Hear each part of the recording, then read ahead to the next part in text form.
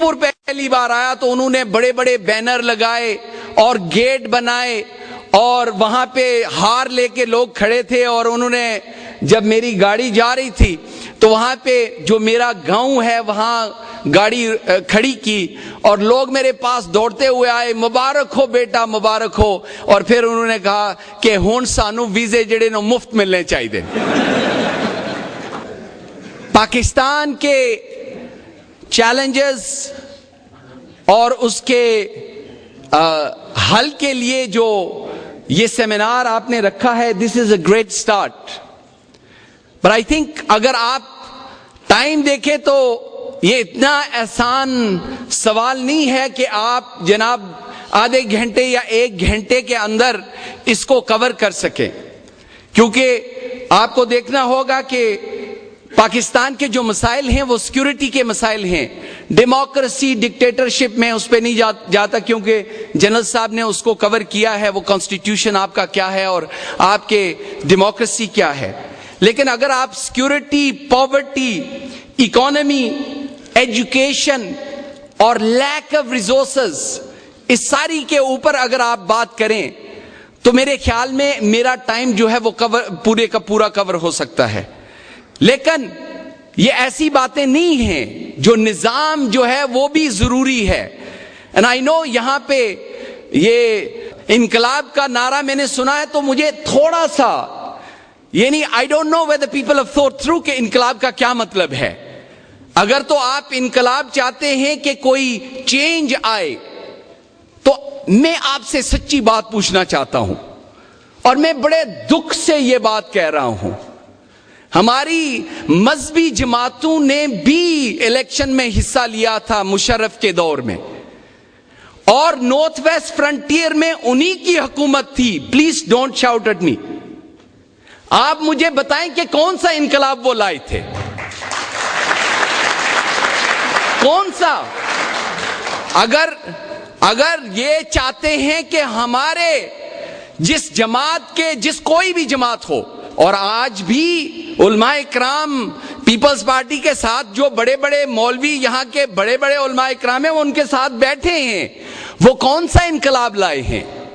اگر آپ نے نظام کو بدلتا ہوا دیکھنا ہے تو پھر میں سمجھتا ہوں کہ مسلم ورلڈ کے اندر اگر آپ نے نظام اگر دیکھنا ہے کوئی پولیٹیکل پارٹی تو پھر ترکی کو دیکھ لیں کہ جس طرح طیب اردوغان نے وہاں پہ اور اس کی حکومت نے کیا ہے, وہ ہمارے لیے. ورنہ شورا کونسل تو وہ جو سعودی عربیہ میں وہ بھی ہے, دبئی اور ابو ظبی میں بھی ہے, قطر اور موراکو میں بھی ہے.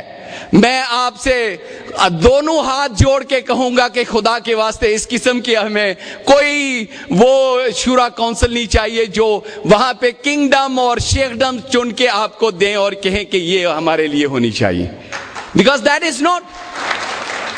اور یہ سسٹم ڈیموکریسی جو ہے اس کے بڑے ڈیفرنٹ ٹائپس ہیں. ضروری نہیں ہے کہ آپ پارلیمنٹری ڈیموکریسی جو ویسٹ منسٹر سٹائل ہے وہ لے.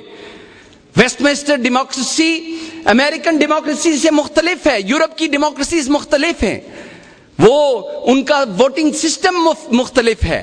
مجھے تو فخر ہے کہ آج سے 1400 سال پہلے جو سیدنا عمر فاروق رضی اللہ تعالیٰ عنہ نے ڈیموکریسی مدینہ منورہ میں قائم کی, وہ ہمارے لیے مثال ہے.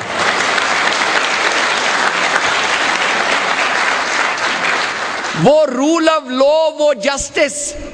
اور سچی بات میں ایک اور بتاؤں گا, and I hope you don't mind, system ہمیں بدلنا چاہیے لیکن ہمیں اپنے آپ کو پہلے بدلنا ہوگا.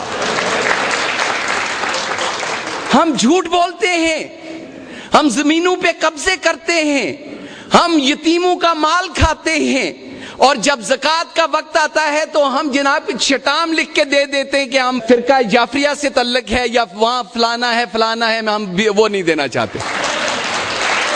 It's a fact. اگر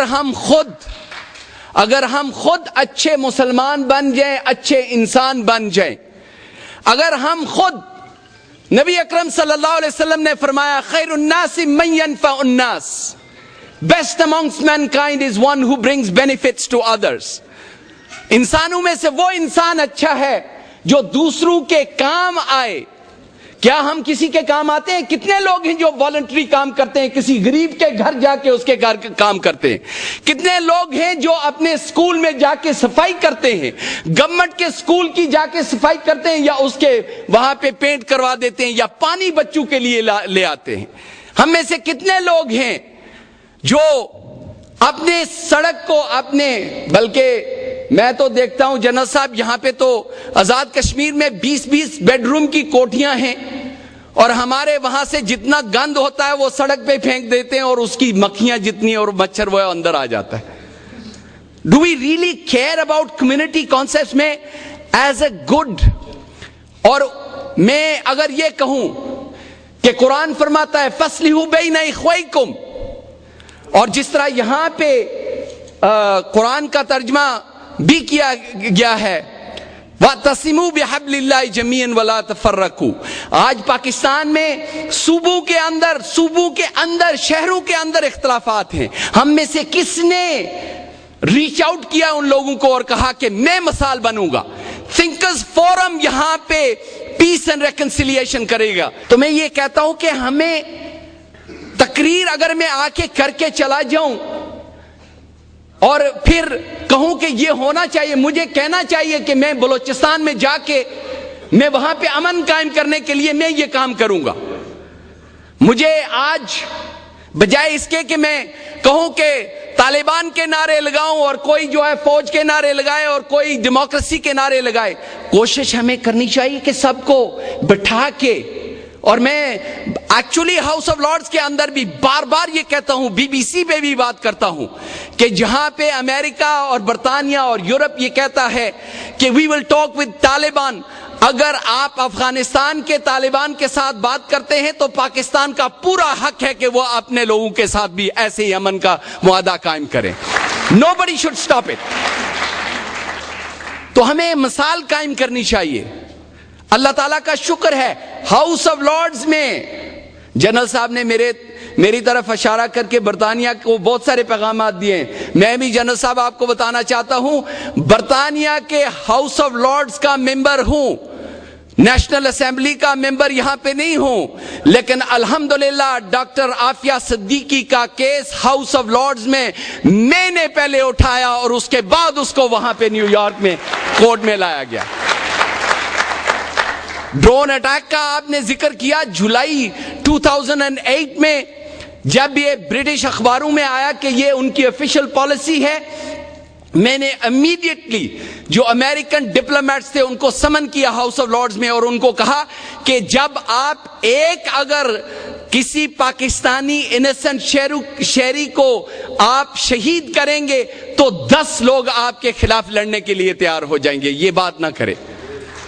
اور آج بھی چاہے وہ ڈرون اٹیکس ہوں, ڈاکٹر عافیہ صدیقی کا کیس ہو, لیکن الحمدللہ میں یہ کہہ سکتا ہوں کہ مسلم پوری ورلڈ میں, اور ڈیموکریسی ہوگی یا ان کی شورا کونسلز ہوں گی تو مجھے پتہ نہیں کیا کریں گے. اگر میں برطانیہ کے ہاؤس آف لارڈز میں ہوں, لیکن اللہ سبحانہ تعالیٰ نے مجھے موقع فراہم کیا کہ جب 2008 میں نومبر میں غازہ کی سیج بریک کرنے کے لیے دنیا کی سب سے پہلی جو پارلیمنٹری ڈیلیگیشن ہے وہ میں ہیڈ کر کے میں لے کے گیا وہاں غازہ میں, اور سمندر کے ذریعے قائرو ایجپٹ نے منع کر دیا, اسرائیل نے منع کر دیا, ہم نے کہا کوئی بات نہیں. سائپرس سے ایک بوٹ کے ذریعے ہم سمندر میں گئے, اور اس وقت جب میں سمندر میں تھا ساری رات کو اس بوٹ میں جب ہم رہے, صبح جب فجر کا وقت تھا اس کے بعد اسرائیلی جو نیوی کی شپس ہیں انہوں نے ہمیں فالو کرنا شروع کر دیا, انہوں نے چیلنج کیا. اور میں آپ کو بتاتا ہوں خدا کی قسم, میں نے اس وقت ڈیک پہ کھڑے ہو کے اللہ سے ہاتھ اس طرح کھڑے کر کے میں نے دعا کی کہ یا اللہ اگر مجھے شہید ہونے کا کوئی وقت زندگی میں شاید ملے نہ ملے, آج اگر ہوتا ہوں تو فلسطین کے لیے میں شہید ہونے کے لیے تیار ہوں.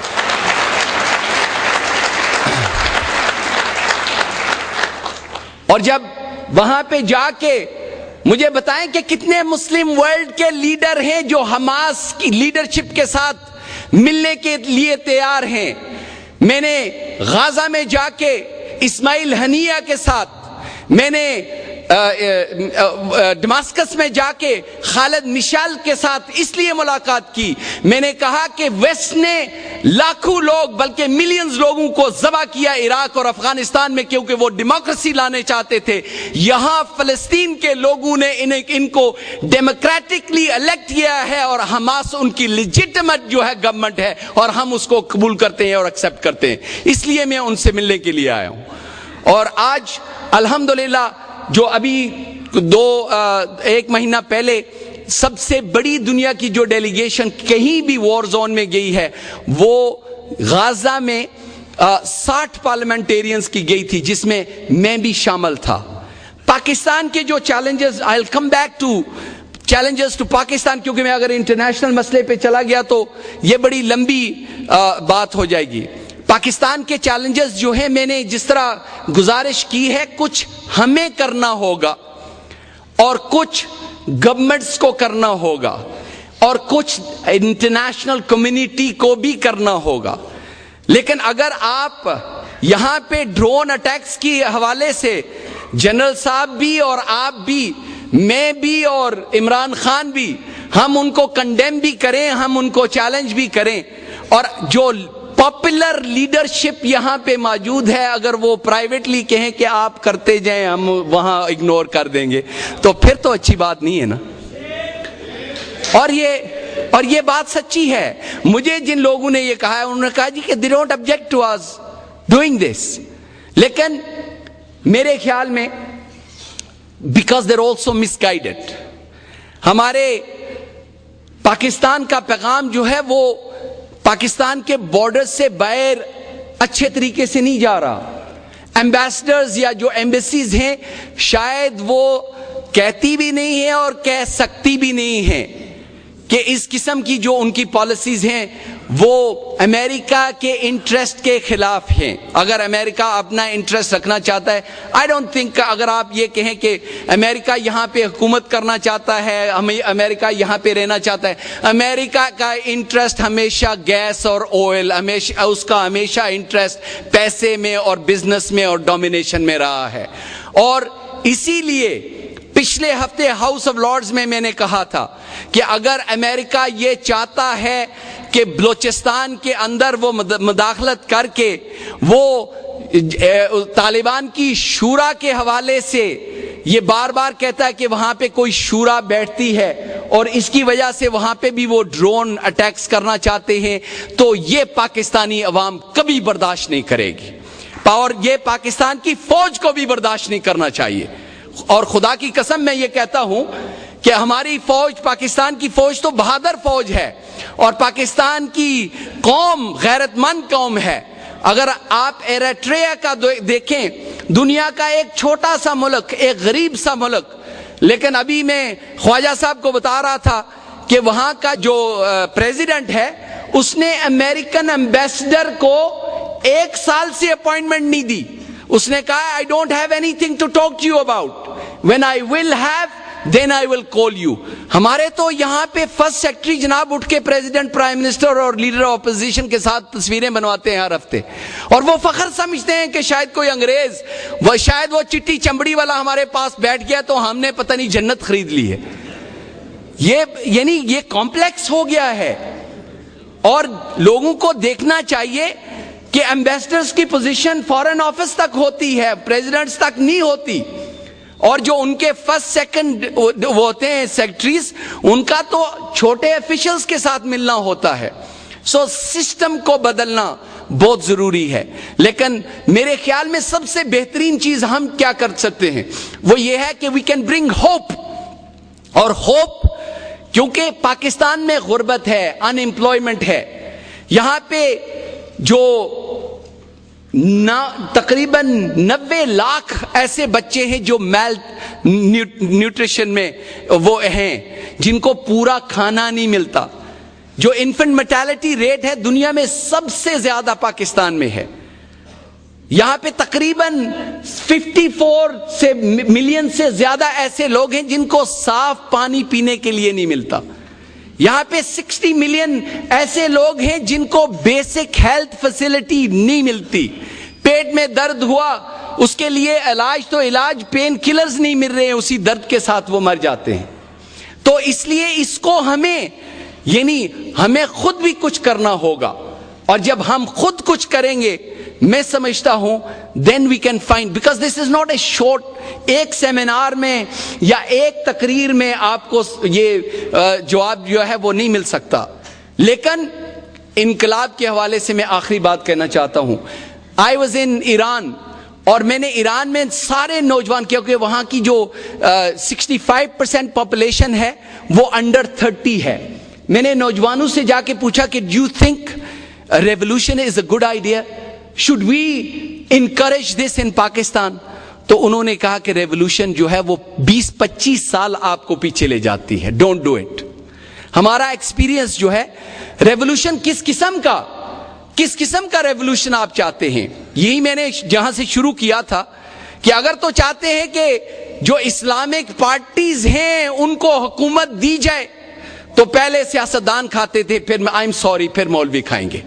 آئی ایم سوری, یہ اگر آپ نظام نہیں بدل, دیکھیں, گیو می این ایگزامپل. میں کہہ رہا ہوں کہ طیب اردوغان کی آپ حکومت دیکھیں کہ اس نے کس طرح اکنامک ریجنریشن کی, اس نے کس طرح پاورٹی کو دور کیا, اس نے کس طرح, اس نے یہ نہیں کہا کہ یہ صرف اسلامک ہے, اس نے کہا کہ یہ ساری دنیا کی جو ویلیوز ہیں ان کے ساتھ بھی کمپیٹیبل ہے, میرے قرآن کے ساتھ بھی کمپیٹیبل ہے. There's nothing wrong with that. لیکن سب سے بہتر طریقہ تو یہ ہے کہ آپ کمپرومائز بھی کریں. یہ ہر وقت اگر آپ لڑیں گے, فوج کے ساتھ لڑیں گے, دوسری پارٹیز کے ساتھ لڑیں گے, ویلنگ ڈیلنگ کریں گے, اب آپ کی باری ہے, نیکسٹ ہماری باری ہے, اب آپ کر لیں, بعد میں ہم کر لیں, چاہے وہ پولیٹیکل پارٹیز ہوں یا وہ اسلامک پارٹیز ہوں, then I do not see a change. I'm sorry. 20 سال کے بعد مجھے بلا لینا, میں آپ کو یہی بات کہوں گا.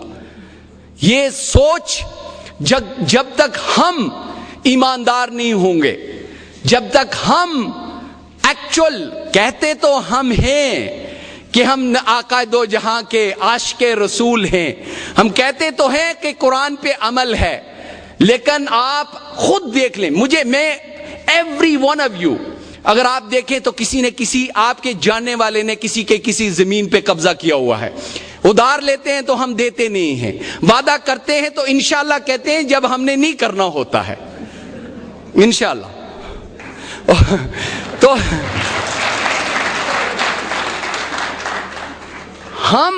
میں یہ کہتا ہوں کہ دیکھیں, سیالکوٹ والوں کو اس لیے میں سمجھتا ہوں کہ بیکاز خواجہ مسعود صاحب اور بٹ صاحب مجھے بتا رہے تھے کہ یہاں پہ تعلیم کراچی کے بعد سب سے زیادہ ایجوکیٹڈ لوگ یہاں پہ ہیں. جس طریقے سے آپ نے انفراسٹرکچر کو بنایا, یہ ایک مثال ہے پورے ساؤتھ ایشیا میں. آپ یہاں سے مثال قائم کر سکتے ہیں, بجائے آپ ووٹ برادری کو دیں, بجائے آپ ووٹ اپنے انٹرسٹ کے لیے, اپنے کسی پلاٹ کے لیے, اپنے کسی انڈسٹری کو زیادہ بڑا کرنے کے لیے ووٹ اس لیے دیں. اگر آپ ووٹ اس لیے دیں کیونکہ یہ آپ کے پاس امانت ہے, اور وہ آپ پاکستان کے لیے ووٹ دے رہے ہیں, اپنے لیے نہیں دے رہے ہیں, پھر اچھے لوگ بھی. اور میں آپ کو بتاؤں, and I am sorry, general صاحب یہاں پہ بیٹھے ہیں, جنرل حمید گل اور لارڈ نذیر دونوں ملا کے ایک کنسٹیچوئنسی میں کھڑے کریں, مجھے پتا ہے کہ ہمیں کوئی MNA یہاں پہ نہیں بنائے گا. سچی بات یہ ہے, یہ نہیں بنا. او بھائی, آپ جیسے آگے کر دیتے ہیں پیچھے بھاگ جاتے, ڈونٹ سے.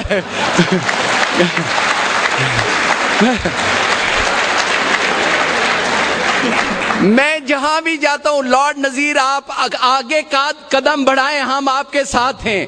مشرف کو پکڑیں, ہم آپ کے ساتھ ہیں. میں نے کہا جی آپ آ جائیں, مشرف کو بگاتے ہیں, پیچھے دیکھا کوئی بھی نہیں تھا.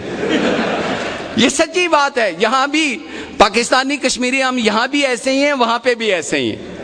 تو یہ جب ہم ٹھیک ہو جائیں گے, ڈٹرمنڈ ہو جائیں گے انشاءاللہ, اگر ہم ڈٹرمنڈ ہو جائیں گے کہ ہم نے چینج لانی ہے, پہلے چینج اپنے اندر لانی ہے, پھر ہم نے اپنے شہر کے اندر چینج لانی ہے، اور پھر انشاءاللہ پاکستان کے اندر بھی چینج آئے گی انشاءاللہ۔ پاکستان زندہ باد۔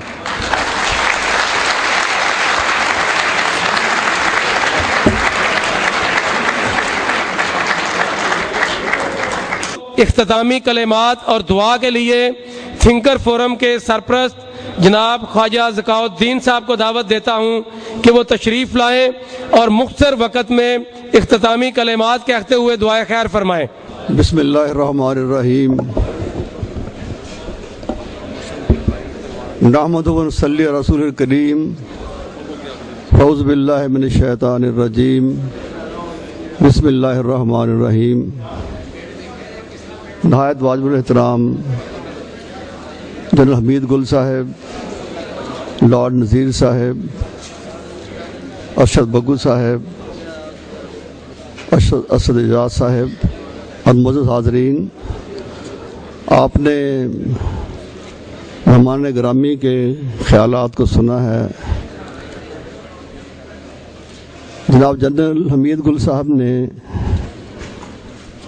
روشنی دکھائی ہے، روشنی مستقبل کی باتیں موجودہ ماحول میں جب کہ ہر طرف پریشانی نظر آ رہی ہے، ایک پیغام دیا ہے، اور وہ سچ اور حق کا پیغام ہے۔ ایک انہوں نے میسج دیا ہے کہ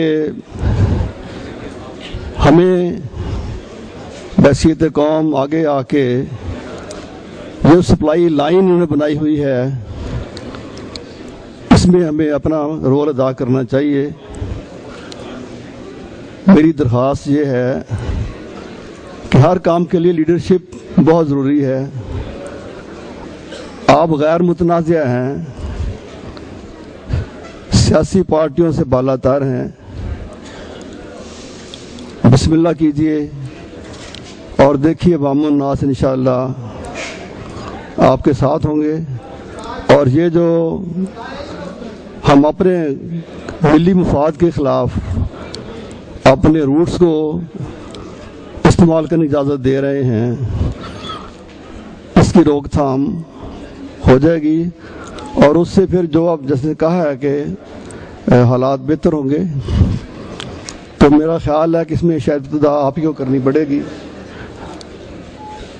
دیکھیں ہمارے جو مسائل ہیں اس میں ایک ہمارے ملک کا سیاسی عدم استحکام ہے۔ یہاں پر اگر آپ دیکھیں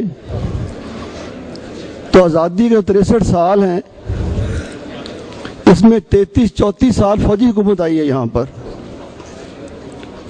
اور جب بھی وہ آئی ہے 8 سال 10 سال 11 سال تک رہی ہے۔ انہوں نے یہاں جمہوریت کو